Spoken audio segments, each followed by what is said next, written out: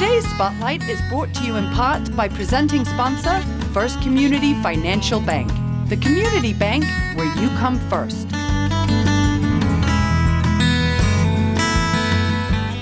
My first guest today is the DuPage Habitat for Humanity. I'm joined today by Dave Neary. He's the Executive Director for DuPage Habitat for Humanity, and Clarence Evans, who's a partner. So welcome, guys. I'm glad you're here with us today. Thank you. Thanks, Jay. It's a pleasure to be here. Good. Hey, tell us a little bit about DuPage Habitat for Humanity.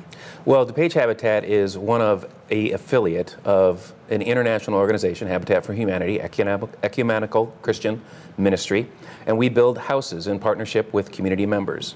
We do that by going out into the community, raising funds to pay for the construction of the houses, and enlisting the different members through individuals, corporations, civic organizations, faith groups, to come out and actually build the houses side by side.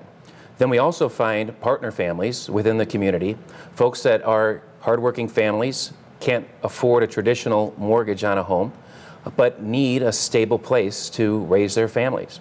We partner with them, and they work alongside with our volunteers to construct these homes, and when they're completed, we sell the homes to the partner families at an affordable mortgage. And we figure an affordable mortgage based on that they don't have to spend more than 30% of their income for housing costs. And we also do that by providing that mortgage interest-free. So while we're one of the largest, we're actually the largest builder in the United States that's not a publicly owned company, but we're also one of the largest lenders, and a lot of people don't realize that because we carry the mortgages for all the houses that we build.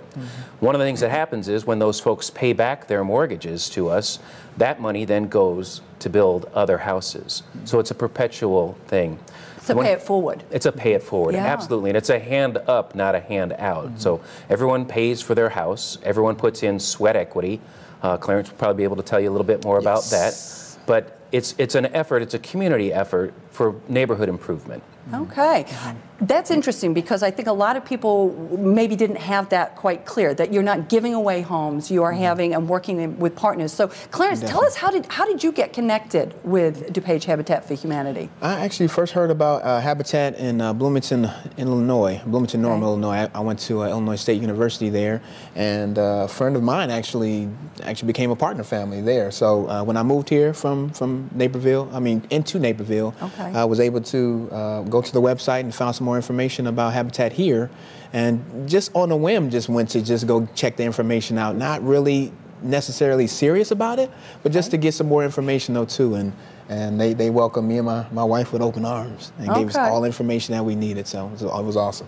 And then, so you've built your home? Yes. Okay. I've actually built my home, my neighbors' homes, and then also we have other neighbors not just in our general area, but also in different cities though as well, from Warrenville to Wheaton to different places, and just help them to either do a rehab or even just to establish from the ground up an actual new home.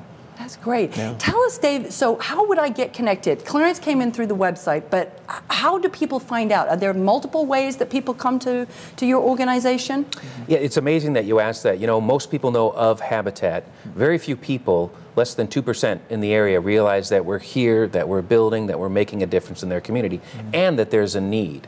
Less than 2 out of 10 families that have a need for affordable housing have access to it in DuPage County, which is that's less than half the national average. So we really have an acute problem here.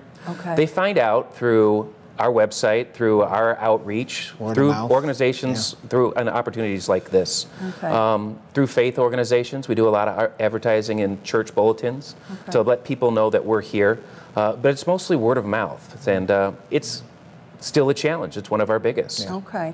Now you also do, I know you said you do repairs, so it isn't just building homes, but there's rehab, there's repairs. Talk a little bit about that, because you're doing that work with a couple of important areas of our community. Right. So Habitat traditionally did new construction. We moved into rehabs. We also have taken up the repair aspect.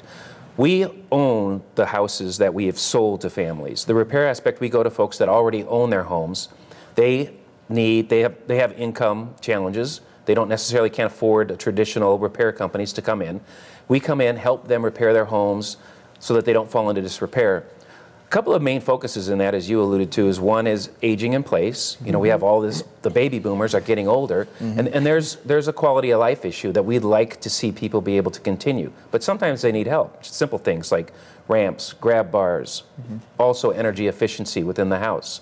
And also another, we actually got connected to Clarence through one of our veterans initiatives when we were doing some outreach. Clarence is a veteran. Thank you for serving. Thank you for serving. Absolutely. But we also see a need as veterans have come back, and sometimes things happen when they're out at war and they have life-changing experiences, and that's one of the areas where we want to be able to help too, is to make sure that they can live a good quality of life, come back to the home that they left and be able to live in it and thrive, as you mentioned earlier. Yeah, and you found that experience, Clarence. Oh, I did. And I was actually honored to be the very first family to actually be a part of the Veterans Initiative here. So it definitely has been an honor and a pleasure, though, to not just serve my country, but then also serve everyone else in the community. So oh, that's it's great. Been great, yeah. That's great. Yeah. So now, from the other side, how can the community get involved with you, Dave? What are the ways, what kind of help do you need for your organization? Well, we need volunteers. We incorporate over 6,000 volunteers annually in our efforts. And they do that on the job sites, building new construction, in rehabs. We also have a restore. One of the ways that we create sustainable income is we have a store where kind of Goodwill meets Home Depot. Right. Okay, I like that. So it's home improvement. It's focused around home improvement. Folks can volunteer at the restore too. Okay. So 90% of the labor that we perform is done through volunteers. We have a very small staff to do all that. Is there an age limit? How young could I be and come and work with you? 18. You have to be 18 initially to actually be able to be on any building site. Okay. Well, and that's true with power tools. We do allow 16-year-olds on the site with adult supervision, but there are restrictions to what they do. The restore is a little bit more flexible. There are, however, where we have campus chapters, one of the outreach methods. We go to high schools, even lower schools and colleges, and we employ those kids through volunteering, the employment of volunteering. But we do make special exceptions on certain occasions to bring younger kids in. We think it's important to get them into volunteering early. Yeah, absolutely, and pay it forward. Well, you guys have a great story, lots of good work happening. We are very grateful that you came in and chatted with us today. And we're going to be right back after this short break, so stay with us.